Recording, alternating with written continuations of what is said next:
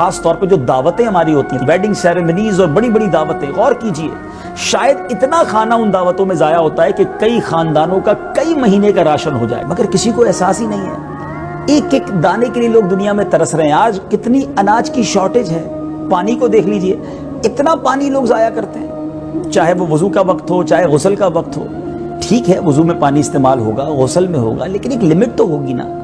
اور پھر پانی پیتے وقت بھی آدھا گلاس پی کر پھینک دینا، ایک ایک قطرے کا حساب دینا ہے۔ اللہ کی نعمتیں یہ، دنیا کے کئی ممالک ہیں جہاں واٹر ڈیزاسٹر اناؤنس ہو چکا ہے، جہاں لوگ بوند بوند کو ترس رہے ہیں۔ اگر تھوڑا سا میں دل پر چوٹ کرنے کے لیے کہہ دوں کہ اگر مجھے اور آپ کو پانی قیمتاً خریدنا پڑے، مثال کے طور پہ منرل واٹر کی بوٹلز ہوں، اب آپ وضو میں کتنا استعمال کریں گے؟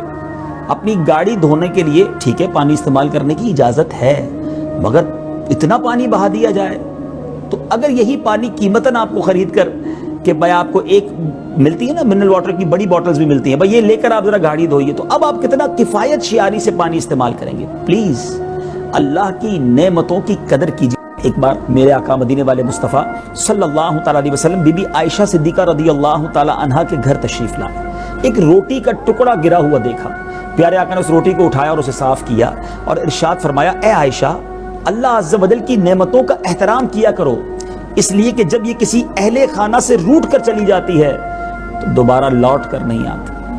اللہ اکبر۔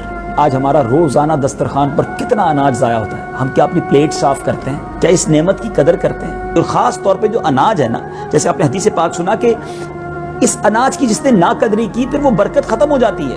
اب آپ غور کیجئے کہ کہیں ایسا تو نہیں کہ بے برکتی جو ہمارے گھروں میں اس کی وجہ یہ ہو کہ ہم اتنا اناج ضائع کرتے ہیں۔ آج کئی گھر یہ شکوہ کرتے نظر آتے ہیں کہ پہلے تھوڑے کھانے میں سب کو برکت ہوتی تھی، ایک کمانے والا ہوتا تھا پورا خاندان کھاتا تھا، اب اس خاندان کے کئی افراد کماتے ہیں پھر بھی پورا نہیں ہوتا۔ یہ تنگ دستی کیوں ہے؟